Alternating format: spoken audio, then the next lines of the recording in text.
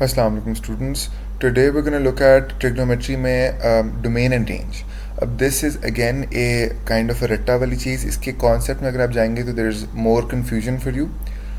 But मैं explain थोड़ा बहुत करूँगा कि domain और range होती क्या है, and then we're just going to go on to के basic जो trigonometric आपके functions हैं उनकी domain and ranges हैं क्या क्या. NET के पहले मैं आपको बता दूँ NET के हवाले से ना इसमें आपको इसी तरह के क्वेश्चन आएंगे कि ये आपको दिया हुआ फंक्शन, आप इसकी डोमेन या इसकी रेंज बताएं. तो अगेन रट्टे वाली चीज़ है. I will go through it step by step. First of all, what is domain and what is range. हमने बात की थी function is something that takes a certain set of values and gives a certain output values for each value.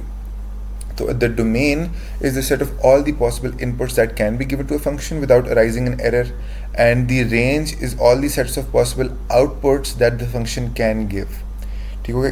इसी domain या इसी range में वो input से आउटपुट्स लाई करती हैं. तो हम बात करते हैं साइन एक्स से स्टार्ट करते हैं. y equal sine x, then y equal sine inverse x, then cosecant x and then cosecant inverse x.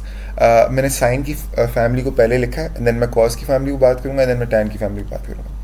तो स्टार्टिंग विद साइन, उनकी domain is -π/2 less than equal to x greater than equal to π/2. This is the domain of the sine function, and इसी को हम reverse करके y में जब लिखेंगे तो it becomes the range of the sine inverse function. ये एक काफ़ी कॉमन प्रॉपर्टी है कि जो डोमेन्स होती हैं वो उनकी इन्वर्स बन के रेंज बन जाती हैं, and you have to replace the x with the y variable. And same for the range. The range for the sine is -1 less than equal to y and less than equal to 1. That is the range. अब इसी को मैं उल्टा कर लिखूँगा, -1 less than equal to x less than equal to 1. वो बन जाएगी domain for the sine inverse function. जो कि रेंज थी फॉर द साइन एक्स, वो बन जाएगी domain for the sine inverse x with different variables. ये पैटर्न हर ट्रिग्नोमेट्रिक फंक्शन में कॉमन होगा.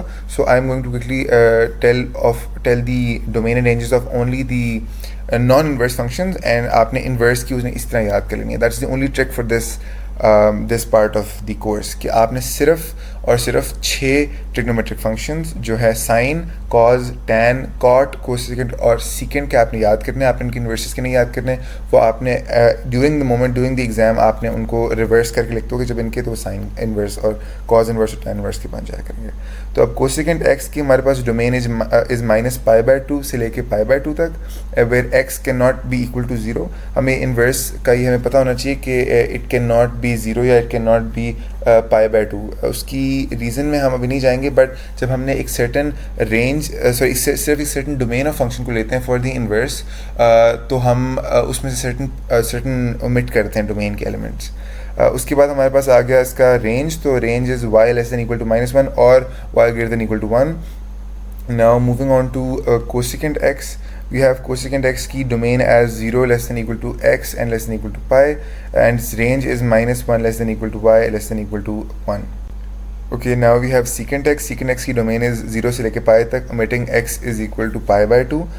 Then we have y less than equal to -1 और y less than equal to 1 as its range.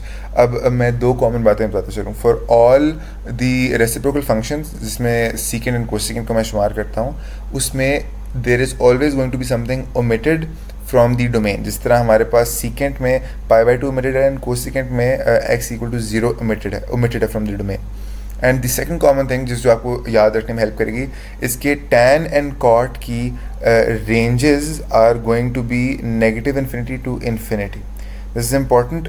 तो इससे ये होगा कि इनकी जो इन्वर्सेस की डोमेन्स होंगी वो भी नेगेटिव इन्फिनिटी टू इन्फिनिटी होंगी.